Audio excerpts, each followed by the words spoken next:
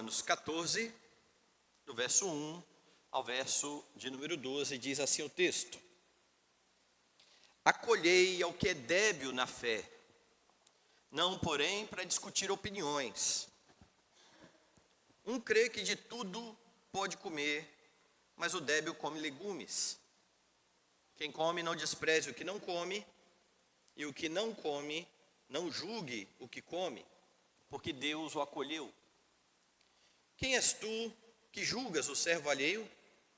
Para o seu próprio Senhor está de pé ou cai, mas estará de pé, porque o Senhor é poderoso para o suster. Um faz diferença entre dia e dia, outro julga iguais todos os dias. Cada um tem opinião bem definida em sua própria mente. Quem distingue entre dia e dia, para o Senhor o faz, e quem come, para o Senhor come, porque dá graças a Deus. E quem não come, para o Senhor não come, e dá graças a Deus. Porque nenhum de nós vive para si mesmo, nem morre para si. Porque se vivemos, para o Senhor vivemos, se morremos, para o Senhor morremos. Quer pois vivamos ou morramos, somos do Senhor. Foi precisamente para esse fim que Cristo morreu e ressurgiu, para ser Senhor, tanto de mortos como de vivos. Tu, porém, por que julgas teu irmão? E tu, por que desprezas o teu? Pois todos compareceremos perante o tribunal de Deus, como está escrito: por minha vida, diz o Senhor, diante de mim se dobrará todo joelho e toda língua dará louvores a Deus. Assim, pois, cada um de nós dará contas de si mesmo a Deus. Vamos orar. Amado Senhor e Salvador nosso, necessitamos do auxílio do Espírito do Senhor que em nós habita, a fim de compreender, ó Deus Santo, o texto sagrado. Que o Senhor fale ao nosso coração por meio desta porção da Escritura, que o Senhor edifique a nossa vida, que o Senhor nos leve a compreender, ó Deus Santo, a maneira como agimos e por que agimos. Que o Senhor nos exorte, nos corrija, nos conforte, para a glória do Teu nome, em nome de Jesus. Amém.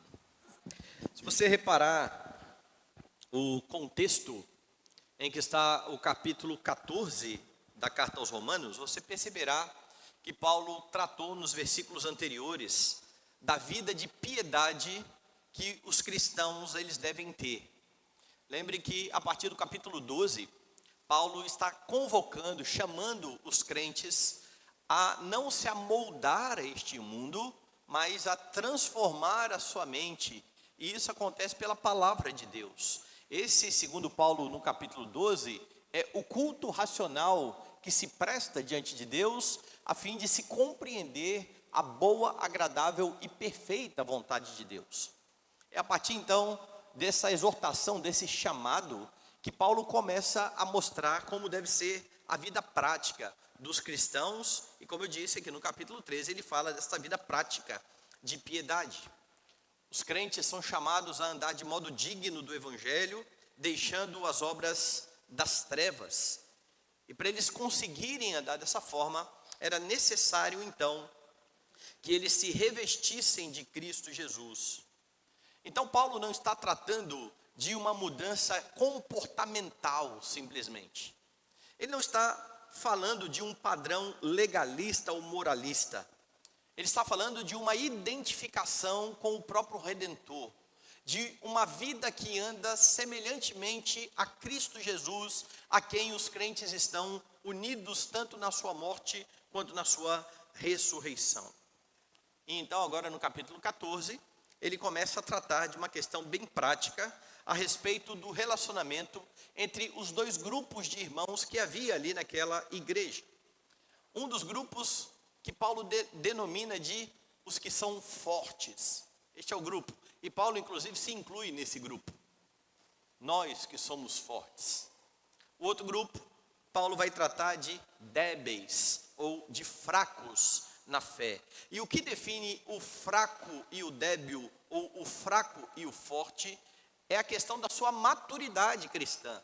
É a questão da sua santificação e do quanto esta pessoa já compreendeu o Evangelho e as doutrinas do Evangelho.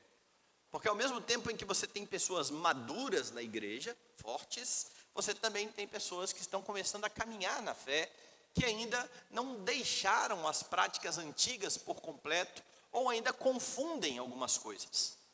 São estes dois grupos que são tratados aqui pelo apóstolo. E o ponto, como eu disse, é a liberdade cristã. E de como os crentes podem desfrutar dessa liberdade que eles têm em Jesus Cristo. Lembre que a igreja é composta de convertidos, tanto vindo do judaísmo, quanto de convertidos vindo do paganismo. Ou seja, pessoas que durante anos e anos e anos e gerações ouviram a lei do Senhor, do Antigo Testamento, com todas as restrições dietéticas e tantas outras, e um povo que vem do mundo gentio, que não tinha contato com lei alguma.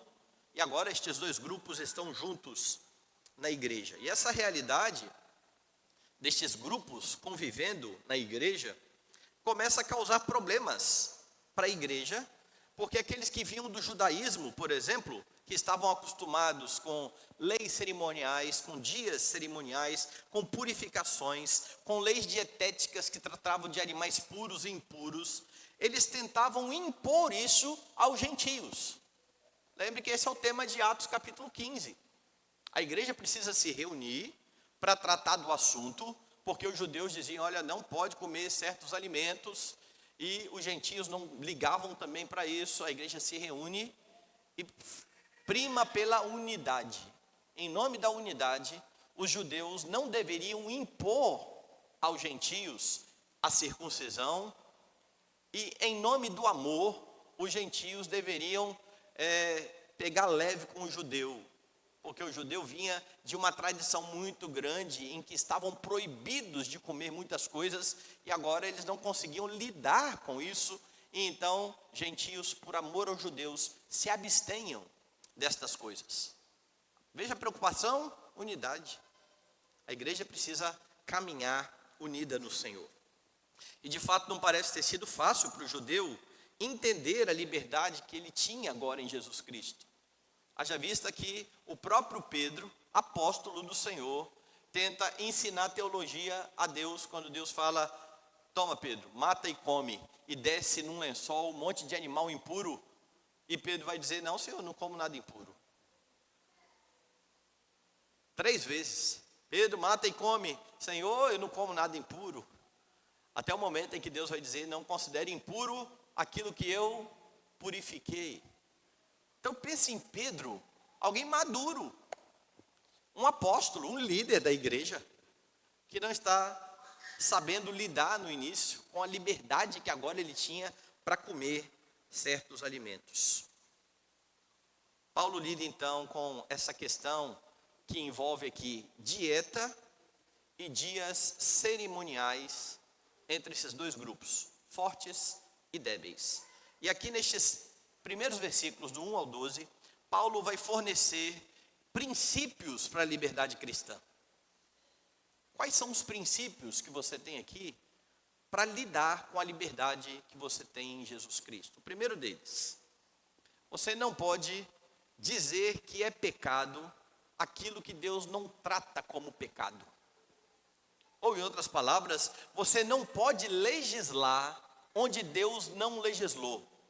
Você não é legislador. Isso está do verso 1 ao verso 5. Veja como que isso vai ser desenvolvido. Quem define o que é pecado e o que não é pecado é Deus. Não há ninguém que possa definir o que é pecado a não ser o Senhor Deus. Não é a opinião pessoal dos crentes. Não é o que eu gosto ou o que eu não gosto. Então, aquilo que a Escritura não considera pecado, os homens não podem considerar pecado. O que Deus não trata como pecado, ninguém tem autorização de apontar o dedo para ninguém e dizer, você está pecando, você está em falta, você está fazendo algo equivocado. E a questão aqui, como eu disse, envolve dieta. é daqueles que só comiam legumes, recusando-se a comer carne por motivo de escrúpulo. Qual era a questão aqui? Muitos animais eram sacrificados. Muitos eram usados no sacrifício pagão. E os que não eram, o que sobrava, acabava parando no mercado. E muitos tinham medo de comprar uma carne sem saber essa carne foi ou não sacrificada. E então, por não querer desonrar a Deus, por não querer pecar contra Deus, por escrúpulo, ele dizia, eu não vou comer. Eu vou comer somente legume. E então eles começavam a acusar os que comiam carne.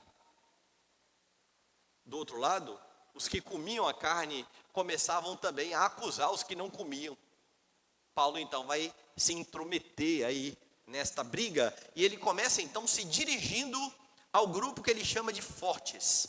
Veja só o que diz no versículo 1. Acolhei ao que é débil na fé, não porém para discutir opiniões.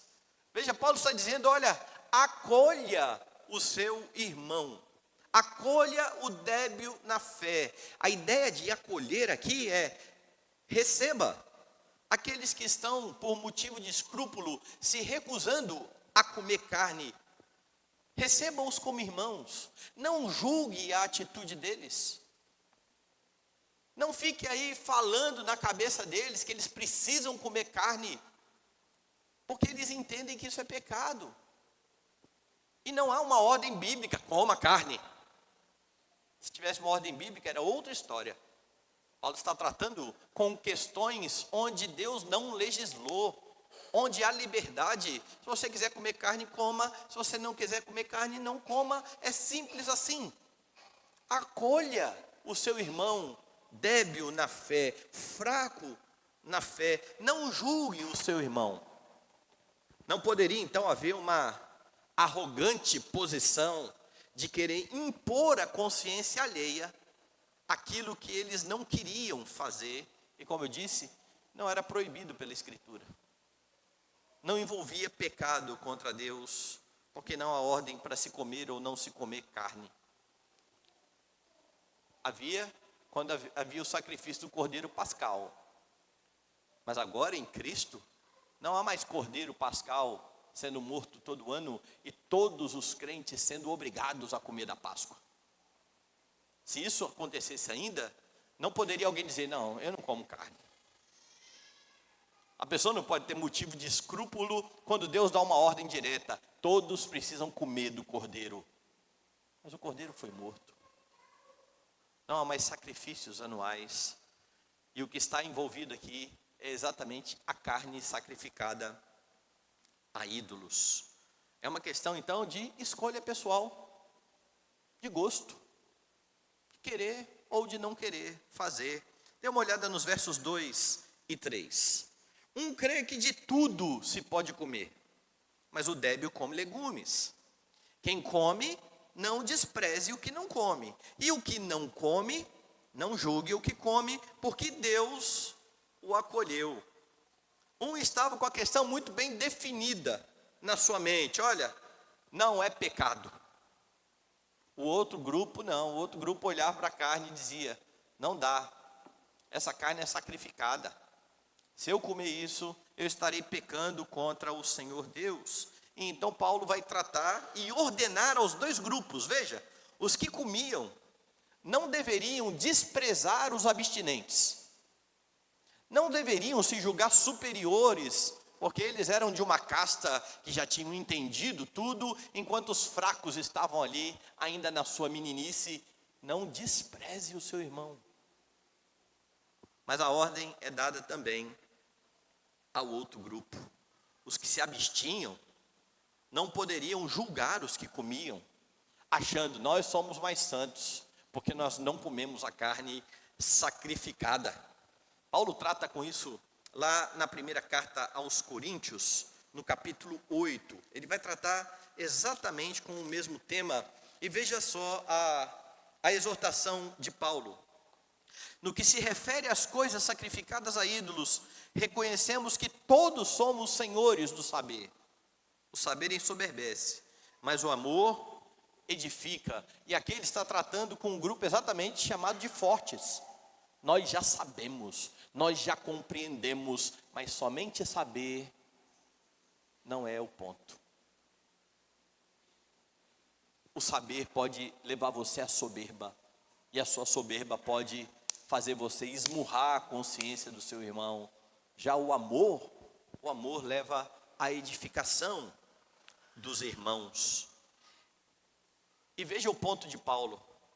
Ele começa dizendo: acolha o que é débil na fé. E quando ele dá ordem aos dois grupos, no verso 4, no verso 3, ele termina dizendo assim: o que não come, não julgue o que come. Sabe por qual razão?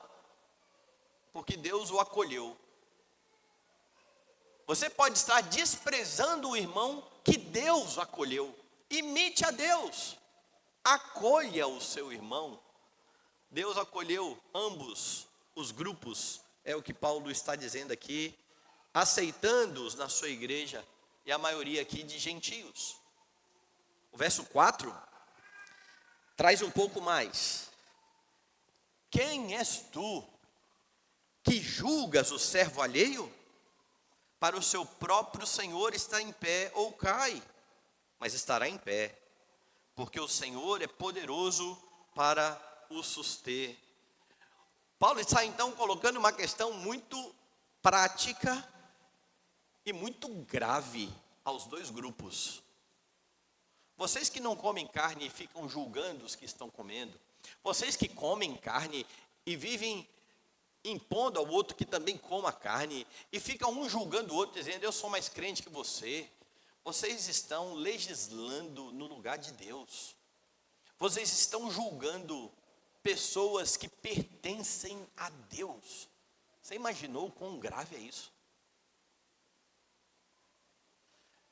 Se você quiser uma comparação um tanto quanto menor do que isso aqui, é só você pensar em como é que você fica quando alguém chama a atenção do seu filho, em vez de te procurar e falar assim: ó, seu filho fez isso, aquilo outro.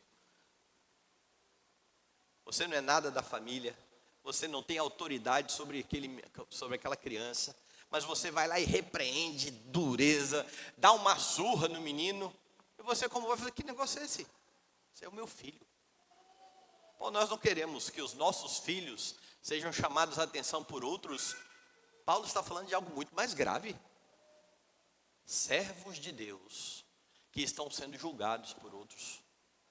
Veja o que ele diz, mais uma vez: quem és tu para julgar um servo alheio?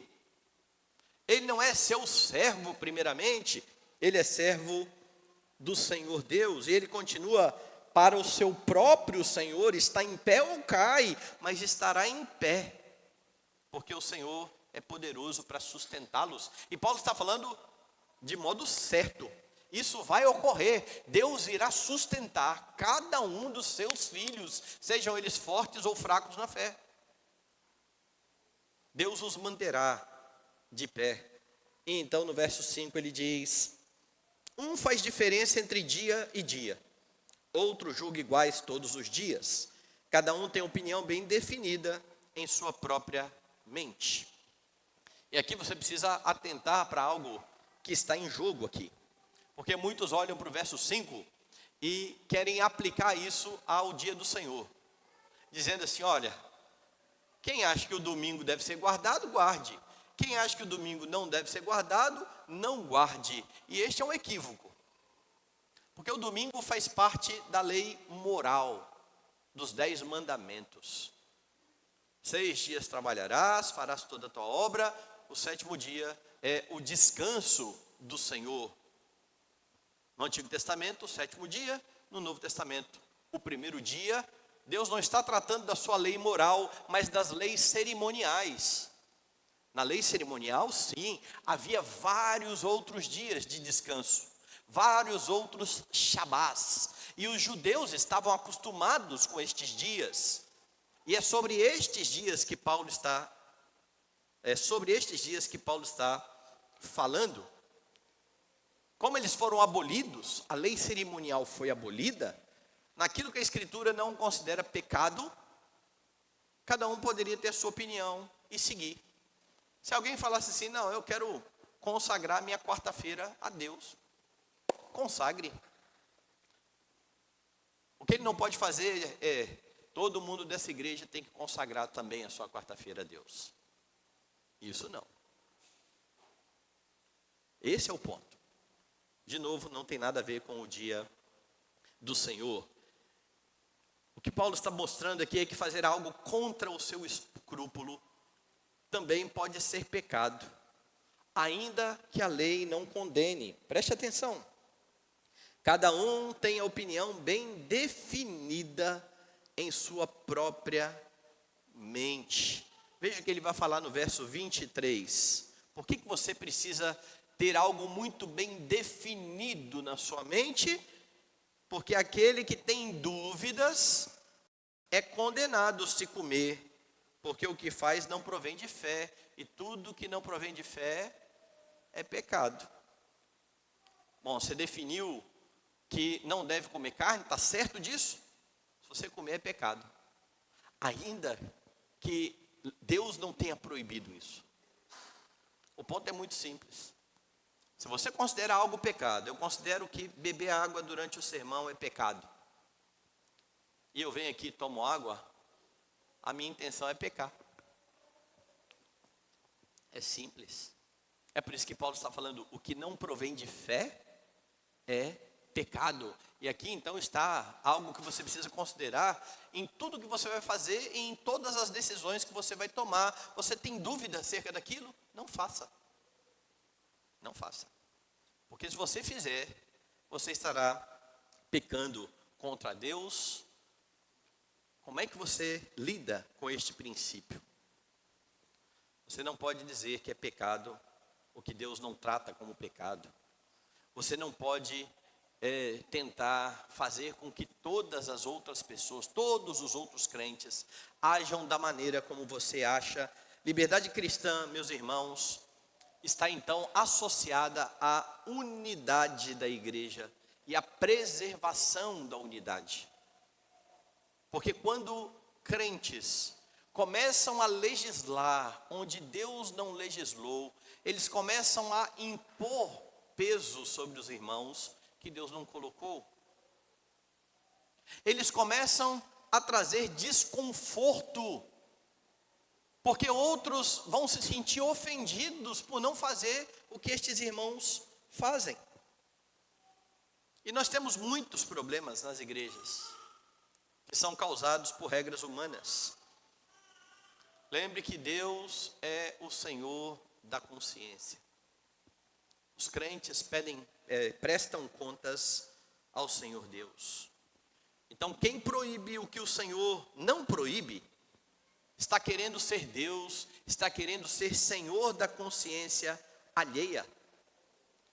Não coloque como padrão para a vida cristã aquilo que você faz. E você pode ver isso em várias áreas.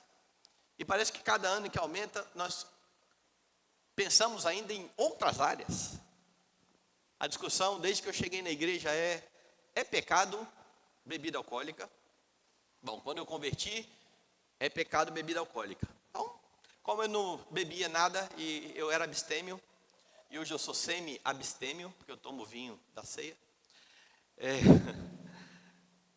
eu não vi problema nenhum. É pecado? Tá bom, estou nem aí. Olha, é pecado ouvir música mundana. Abra a Bíblia e me mostre. Isso aí eu quero saber na Bíblia. Isso é uma coisa que eu gosto. O que eu não gosto, estou nem aí se é pecado ou não, eu já não faço mesmo. A questão é pecado? Nós vamos tomar a ceia, já. Quando o Senhor estabeleceu a ceia, Ele ordenou que nós partíssemos o pão e tomássemos do vinho. E o pessoal fica discutindo, falando que o vinho da época de Jesus não era alcoólico. Explique isso aos coríntios. E pense então que eles estavam lá tendo uma bebedice psicológica. Porque Paulo fala que eles estavam se embriagando. na ceia. Paulo também ordena, dizendo que não poderia haver embriaguez. Como é que pode haver embriaguez com um vinho que não é alcoólico? Então, alguém que sustenta que o vinho da ceia não é alcoólico, está cometendo um erro crasso na interpretação bíblica. Logo, não é pecado tomar vinho, não é pecado fazer uso de álcool. O que é pecado é a embriaguez. Mas é obrigado se tomar álcool? Depende. Se for na hora da ceia, sim. O Senhor te chama a participar do sacramento e é com vinho. Você não vai se abster do que Deus fala para você tomar. Mas você é obrigado a tomar vinho todo dia? Ou todo mês? Ou toda semana? Não. Isso é uma escolha sua. O que você pode, diante de Deus, estabelecer e dizer: eu não vou tomar vinho, exceto no dia da ceia. Tranquilo. O que você não pode fazer: todo mundo que toma vinho que não seja na ceia está pecando, porque isso é legislar onde Deus não legislou. E esse é um grande problema que a gente sempre teve com os abstêmios. O abstêmio acha que é mais santo do que os outros e quer obrigar a consciência alheia a fazer aquilo que ele não faz. Mas recentemente eu estou vendo um problema do outro lado. Gente que descobriu a liberdade cristã, descobriu que pode tomar um pouco de vinho e quer obrigar todo mundo a tomar vinho. E se alguém falar: não, eu não gosto de tomar vinho. Não, rapaz, o vinho é bom, você tem que tomar vinho, a Bíblia fala de vinho, e no céu vai ter vinho. Calma aí, deixa o rapaz não tomar vinho. Tome o seu vinho em paz. Que pregação é essa, pró-vinho? Nós pregamos Cristo. Nós não pregamos vinho. O vinho, quem quiser toma, e quem não quiser não toma. Quem toma, tome para o Senhor. Quem não toma, não toma para o Senhor. É muito simples.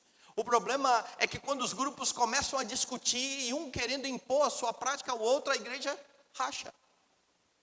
A igreja se divide. Algo que tem trazido muito problema ultimamente à igreja: como é que você educa os seus filhos? Você manda para a escola ou você faz ensino domiciliar? Quem não faz ensino domiciliar está pecando. Quem disse? E eu sou pró ensino domiciliar. Onde está na Bíblia que quem não faz ensino domiciliar está pecando? Eu já vi gente usar Deuteronômio para isso.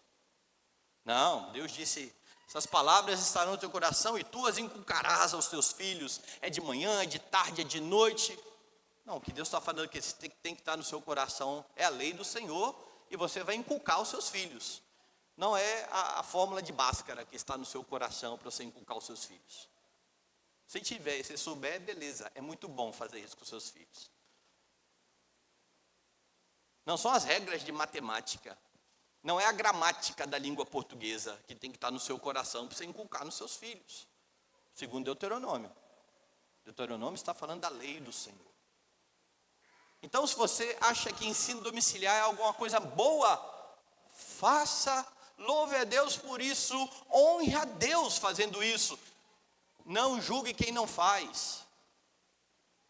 Não imponha isso a quem não faz. Não coloque peso sobre os seus irmãos, dizendo: você é uma mãe, você é um pai de segunda categoria, porque você está entregando os seus filhos a Satanás. Para com isso. Faça o que você entende ser correto diante de Deus, mas não há ordem bíblica para ensino domiciliar. E de novo, eu sou pró ensino domiciliar. Eu não sou contra. Mas eu sou contra o grupo que faz disso algo essencial à fé. Porque não é. Porque essencial à fé é Cristo. Quem salva é Cristo. Quem redime é Cristo. Do outro lado, se você manda os seus filhos para a escola, não fique criticando quem ensina os filhos em casa. Você não tem nada com a família dos outros. Deixa a família dos outros quieta. Mas eu acho que o seu filho vai ter problema lá no vestibular. Problema é da família lá. Cuide do seu filho aí e fique bem com o seu filho. Não promova divisão por conta disso. Faça diante de Deus o que você tem na sua mente que é correto, porque não há ordem bíblica para isso. Discussões assim, elas são infrutíferas, não trazem edificação ao povo de Deus. E assim, meus irmãos, com várias outras coisas que a Bíblia não legisla.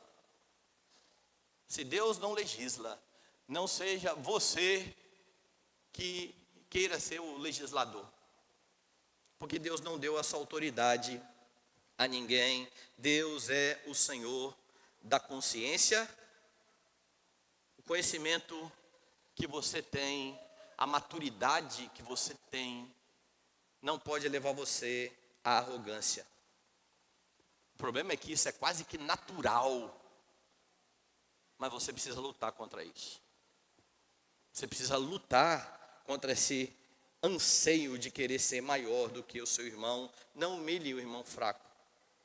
E busque respaldar as suas opiniões sempre pela palavra de Deus, a fim de não ser débil para sempre. E aqui eu não estou entrando no juízo de valor sobre qual grupo é o débil e o forte, tá? Quem bebe, quem não bebe, quem faz ensino domiciliar, quem não faz. Mas faça diante de Deus e para a glória de Deus, estando pronto a mudar, caso alguém apresente a você argumentos sólidos e bíblicos. Primeiro princípio é esse, então: não legisle onde Deus não legislou. Segundo, glorifique a Deus com as suas atitudes. Esse é o segundo princípio para a liberdade cristã, porque após você ter bem definida as suas opiniões, naquilo que não está regulamentado pela palavra, por exemplo, você não pode decidir se você vai honrar ou não o seu pai, tem um mandamento para isso. Você não vai decidir ou não se você vai roubar, tem um mandamento para isso. Mas você pode decidir ou não se você vai tomar vinho, se você vai dedicar a sua quarta-feira só a Deus, se você vai fazer ensino domiciliar, ou se você não vai fazer de jeito nenhum ensino domiciliar, ou qualquer outro assunto. Está bem definido isso para você? Faça para a glória de Deus. Busque a glória de Deus, porque a liberdade que você tem é para glorificar a Deus. Veja o verso 6. Quem distingue entre dia e dia, para o Senhor o faz. Quem come, para o Senhor come, porque dá graças a Deus. Quem não come, para o Senhor não come, e dá graças a Deus.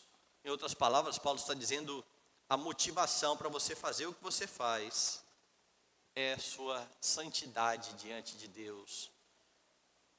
É você querer glorificar ao Senhor com o que você faz. Então grave bem isso.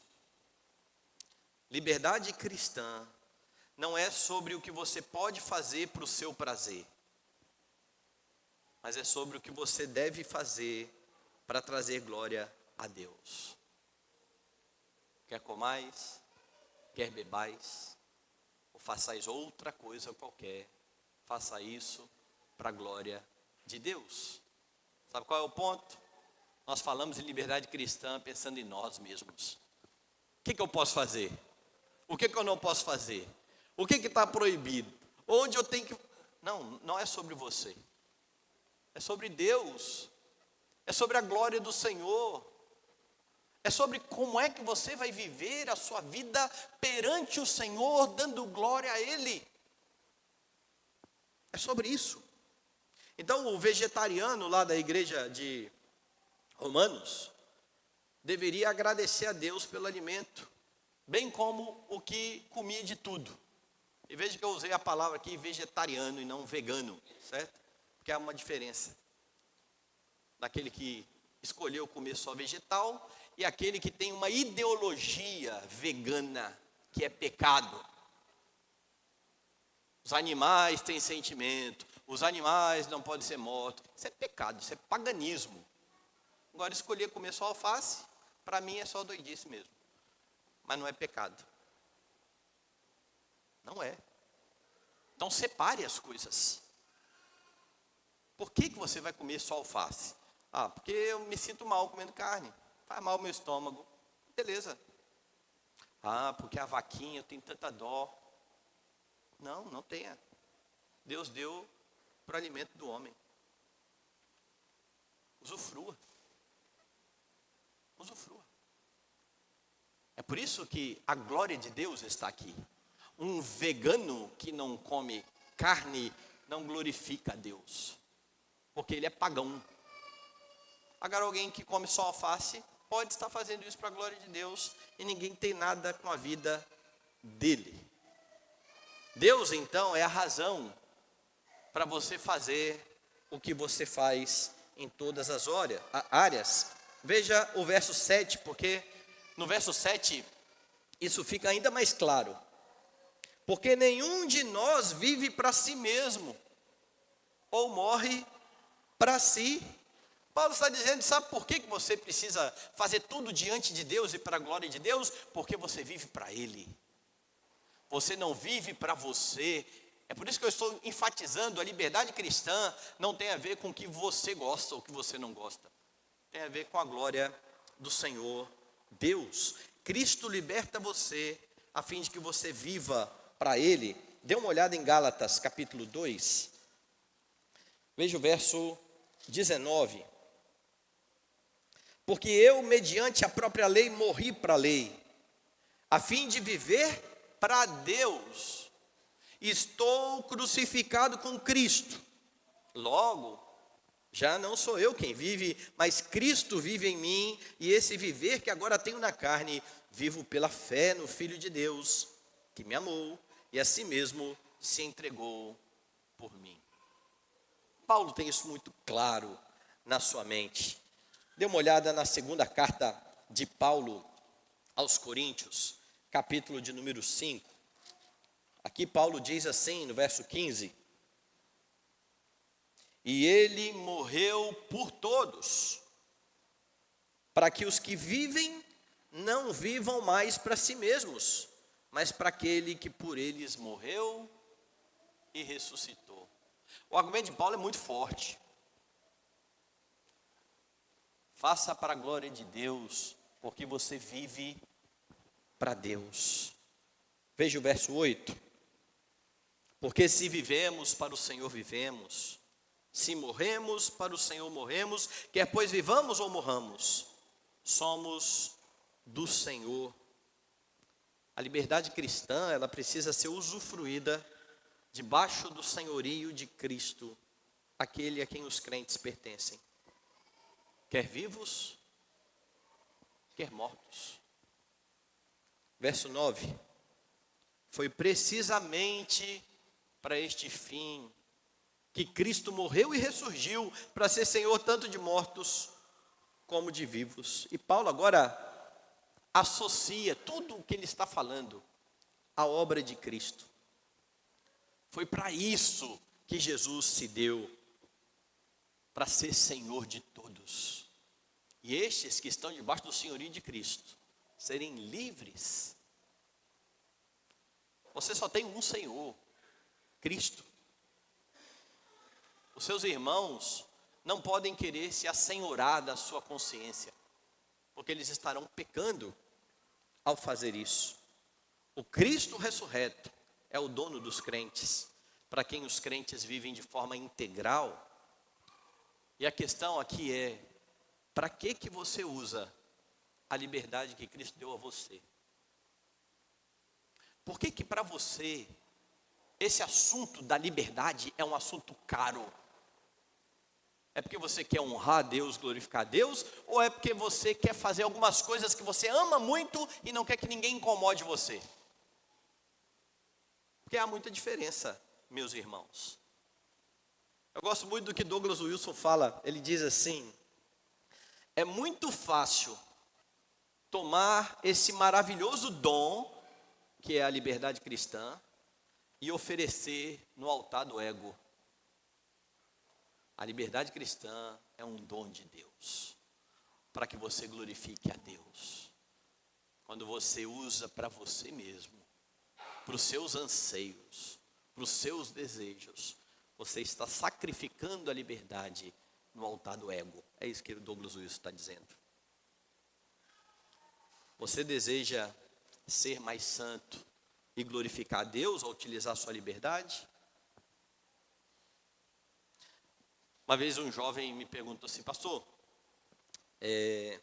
alguns amigos da minha faculdade, eles me chamam para tomar uma cerveja no intervalo. O que o senhor acha? O senhor acha que eu devo ir? Eu posso ir? E aí eu fiz uma pergunta a ele. Eu falei assim: eu acho que não há problema algum em você ir com os seus amigos. A questão é, você se portará como um crente ao sair com os seus amigos no intervalo da faculdade para tomar cerveja? Ele falou: mas como é isso aí? É assim, cara, você vai sentar com seus amigos e vocês vão pedir a cerveja e você peça aos seus amigos para aguardar um pouquinho, que você vai orar, agradecendo a Deus pelo vinho que alegra o coração do homem. No caso é a cerveja, que na minha opinião é ruim demais. Eu acho que é mau gosto, mas ok, tem quem goste. Mas você tem coragem, diante dos seus amigos não crentes, louvar a Deus? Deus, obrigado, porque aqui tem um copo de cerveja. Obrigado porque eu tenho o Espírito Santo que me dá domínio próprio, para que eu não tome mais do que eu devo, para que eu não me embriague, para que eu possa testemunhar para os meus amigos. Você tem coragem de fazer isso? Falei: ah, pastor. Falei: faça isso uma vez e espere o próximo convite dos seus amigos para tomar uma cervejinha.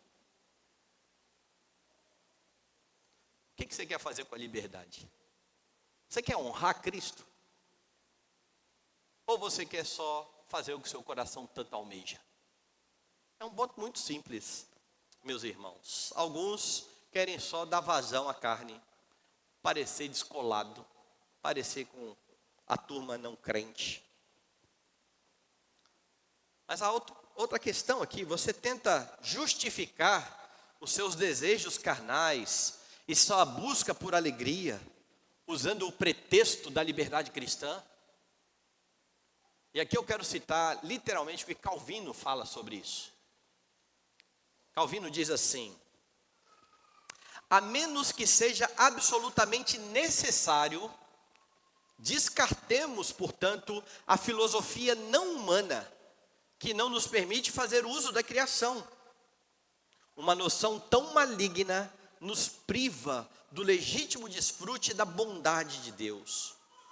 Realmente, é impossível aceitar um pensamento assim, pois nos veríamos privados de todos os nossos sentidos e seríamos reduzidos a uma construção de granito insensível. Ou, em outras palavras, Calvino está dizendo: Deus deu a você olhos, Deus deu a você ouvido, Deus deu a você paladar, Deus deu a você olfato, para que você perceba cheiros, para que você sinta texturas, para que você aprecie a beleza. Ninguém deve privar você dessas coisas. Isso não é humano, Calvino diz. Mas ele completa, ele fala assim: por outro lado, devemos com igual zelo lutar contra os desejos da carne, pois se não os restringirmos com firmeza, acabarão transgredindo todos os limites. Como já temos observado, a licença tem seus defensores. Preste atenção. Há pessoas que, sob o pretexto da liberdade, não se privam de nada.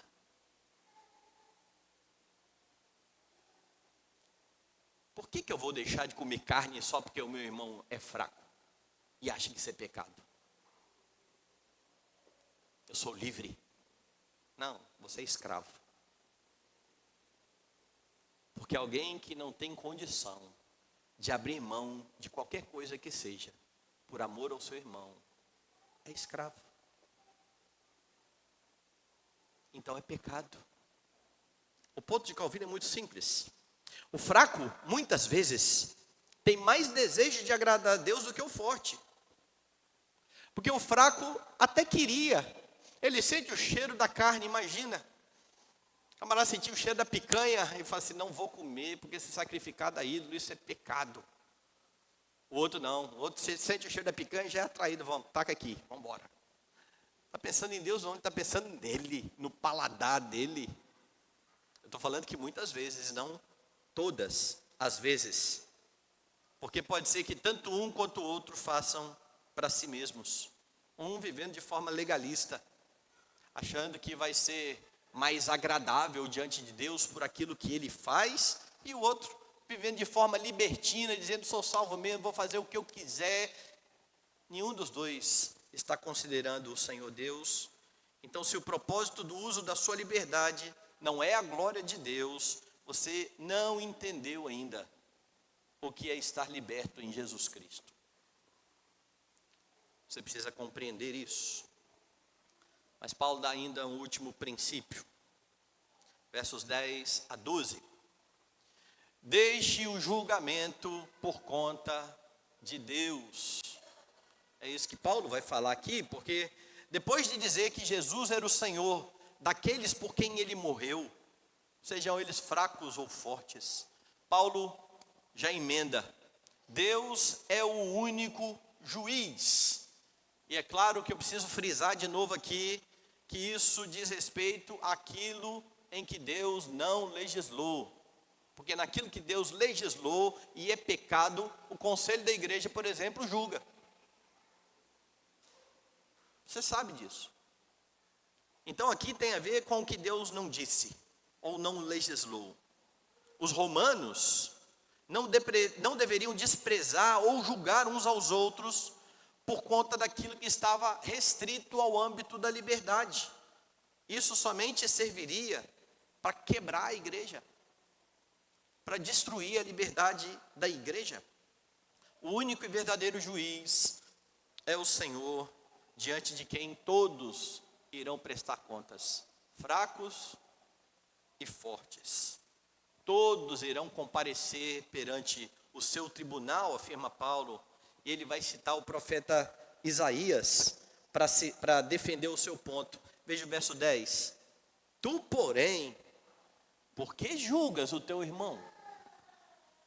E tu, por que desprezas o teu? Veja, ele está falando aos dois grupos.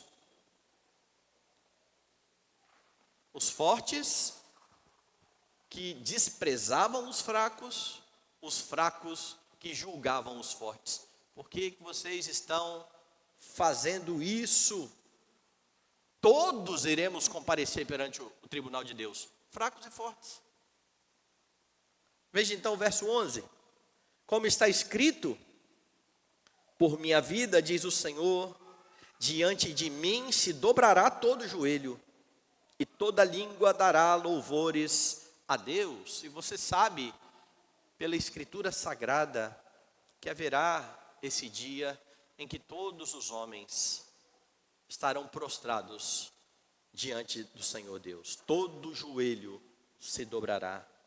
É por isso que o juízo a respeito dos irmãos que fazem uso da sua liberdade cristã pertence somente a um: o Senhor que morreu por eles.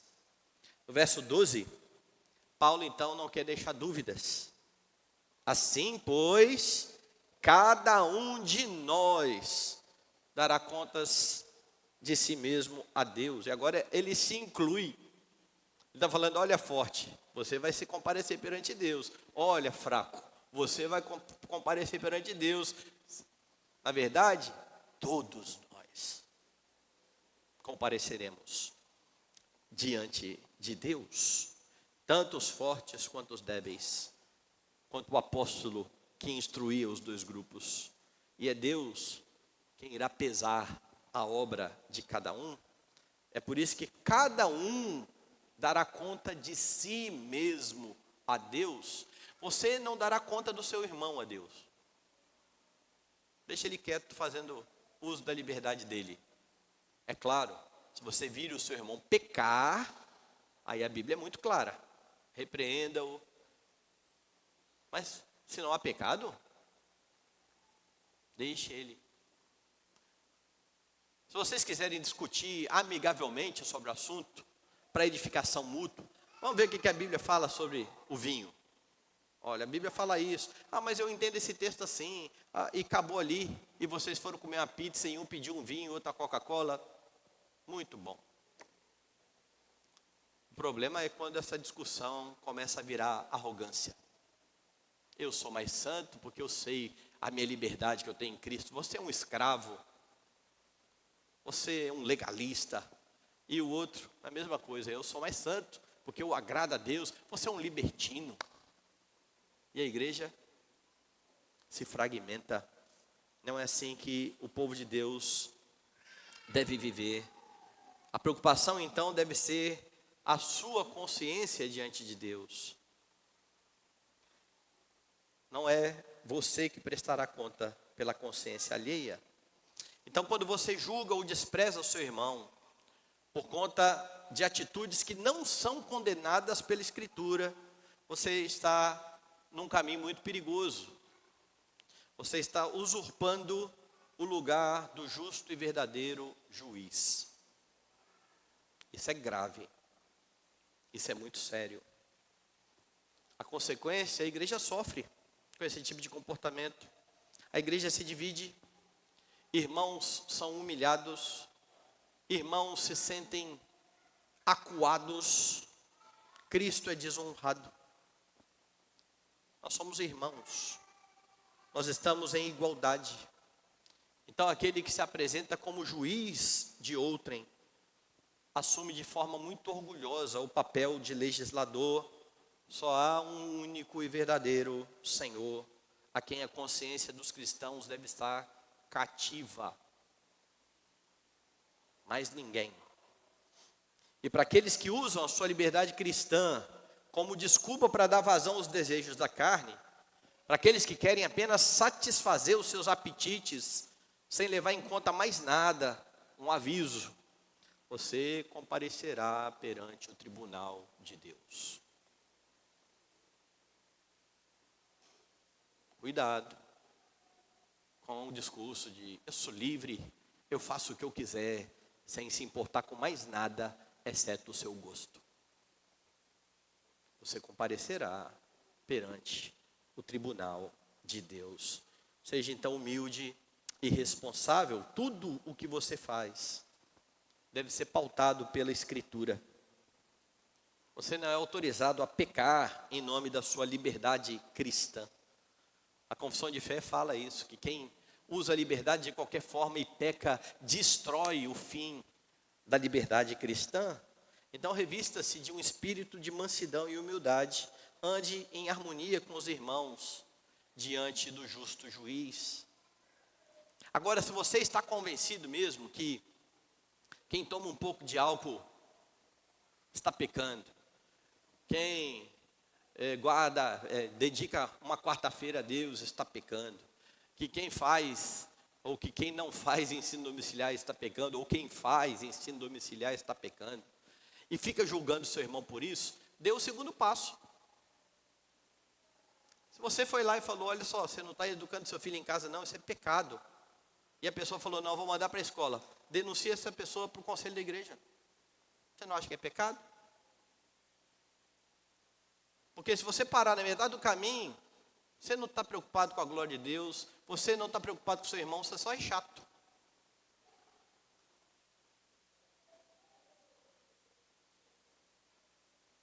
Se é pecado, o caminho bíblico é, se o seu irmão te ouvir, você ganhou o seu irmão. Se o seu irmão não te ouvir, chame testemunha. Se ele não ouvir, fala para a igreja. Se ele não ouvir para a igreja, coloque para fora. Esse é o caminho para quem peca. Por que a gente está brigando por coisa que não é pecado? Isso é orgulho. Isso é achar que eu sou mais santo que os outros. Cada um dará contas de si mesmo a Deus. Quais são os princípios então apresentados por Paulo para a liberdade cristã? Não diga que é pecado aquilo que Deus não trata como pecado. Glorifique a Deus com as suas atitudes. Deixe o julgamento por conta de Deus. O Senhor Jesus Cristo libertou o seu povo para que o seu povo não seja escravo de mais ninguém. E quando você se submete a ordenanças que não vêm da parte de Deus, você está temendo homens. e você está se submetendo ao senhorio de homens. Quando você quer impor o seu pensamento sobre a consciência de outro, você quer tomar o lugar de Cristo na vida dessa pessoa. É por isso que liberdade cristã é mais sobre a forma como você viverá para a glória de Deus, do que sobre o quanto você pode fazer para satisfazer os seus desejos, os seus apetites. Jesus afirmou em João 8: se pois o Filho vos libertar, verdadeiramente sereis livres. Entretanto, Ele não concedeu a ninguém liberdade para pecar, mas para viver uma vida santa diante dEle. Quer comendo, bebendo ou fazendo outra coisa qualquer, fazendo para a glória de Deus. Que Deus nos ajude, meus irmãos, na caminhada cristã, para que vivamos de fato como pessoas verdadeiramente livres, conscientes de que um dia cada um de nós comparecerá perante o tribunal de Deus.